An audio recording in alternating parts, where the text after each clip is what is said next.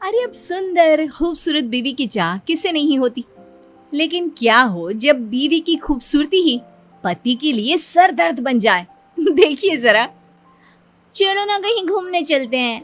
हमारी शादी को इतने महीने हो गए हैं और हम दोनों कहीं घूमने नहीं गए। बाहर तक नहीं निकलने देती हो। चलो ना।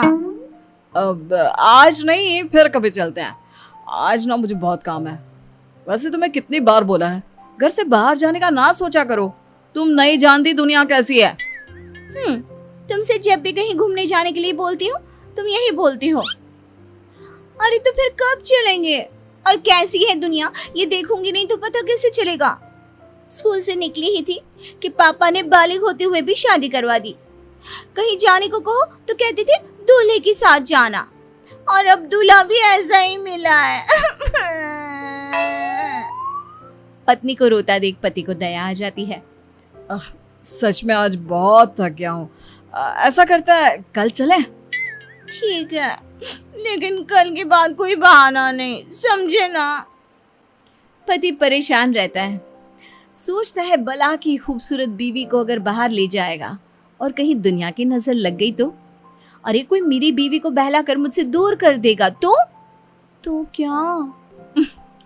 अगले दिन दोनों पति पत्नी घूमने जाते हैं तो उन्हें कुछ आस पड़ोस की औरतें देखती है। अरे आज दीपक और उसकी लुगाई की सवारी कहाँ जा रही है? अरे आज तो गली में चांद निकल आया, वो भी दिन में। और कहाँ घूमने जा रहे हैं? शादी हुई इतने महीने हो गए हैं तो सोचा आज एक साथ घूमने चले। क्यों, गलत है क्या उसमें? अरे इतनी सुंदर बीवी के होते हुए कोई कैसे घूमने ना जाए? आखिर पूरे गांव को भी तो दिखाना है कि गांव की सबसे खूबसूरत बीवी मेरी है। क्यों दीपक, सही कहा ना? नहीं काकी, ऐसी कोई बात नहीं है।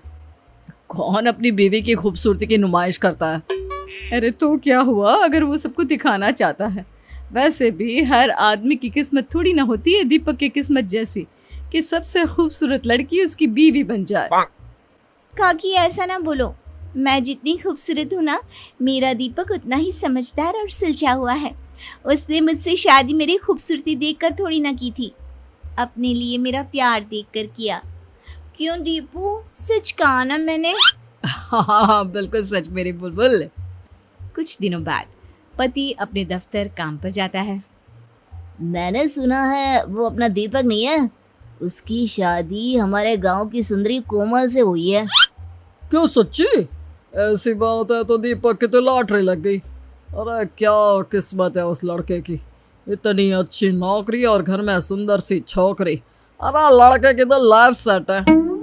किस्मत चमक गई है दीपक की शादी के बाद से। अरे कैसे ना चमके, सब कोमल की वजह से, नहीं तो तुम्हें लगता उसे कोई पूछता भी होगा। हाँ ये तो सही कहा, जिसकी बीवी कोमल जैसी हो उससे कौन बात नहीं करना चाहेगा। अरे पता नहीं कब हमें बुलाएगा खाने में। दीपक अपने साथ काम करने वालों की बातें दूर से सुन रहा था। उसे अजीब सा फील होता है कि लोग उसके बारे में क्या क्या बात कर रहे हैं। बात तो सही है, कल तक मेरे घर क्या मुझसे बात भी कोई नहीं करना चाहता था, लेकिन जब से शादी हुई है हर किसी को दीपक के घर आना है, उसे अपने घर बुलाना है। यार मेरी पहचान क्या मेरी बीवी से ही रह जाएगी? शाम को, सुनो ना दीपक, बाजार चलते हैं। वो कुछ ना घर का सामान लाना था, मैं अभी तैयार होकर आती हूँ। क्यों, तैयार ही तो हो, और कितना तैयार होगी? और क्या है जब देखो बाहर भागने की लगी रहती है। क्यों? हाँ मुझे टाइम नहीं है, तुम खुद ही चले जाना। दीपक का रवैया अब तो बीवी के लिए इतना गंदा हो जाता है कि उसकी बीवी परेशान सी रहने लगती है। कुछ दिनों बाद, सुनो दीपक, मेरी माँ बहुत बीमार है। मैं सोच रही थी अगर कल तुम मुझे मेरी माँ के वहाँ छोड़ आती तो। वैसे भी अब मन नहीं लगता मेरा इस घर में, न जाने तुम्हें क्या हो गया है। हाँ बेटा, कल ऐसा कर बहू को उसके मायके छोड़ा। आजकल बहू काफी गुमसुम सी रहने लगी है, बच्ची ही तो है और तू भी तो वक्त नहीं देता। लेकिन माँ मुझे काम है, मुझे दफ्तर भी जाना है, और क्या जरूरत है वहां जाने की? क्या तेरा काम बहू से ज्यादा जरूरी है? क्या हो गया है बेटा, क्यों तू ऐसा हो गया है? तू तो ऐसा नहीं था, कितना खुश था बहू से शादी करने के लिए, अब क्या हो गया? हाँ दीपक, मैं कुछ दिनों से देख रही हूँ तुम कुछ अजीब सा बर्ताव कर रहे हो। क्या हुआ? मुझसे कोई गलती हुई है जिसका तुम्हें बुरा लगा है? अरे मुझे क्या हो गया, और मैं कौन सा जरूरी हूँ कि मुझे कुछ हो और उसका किसी पर असर पड़े।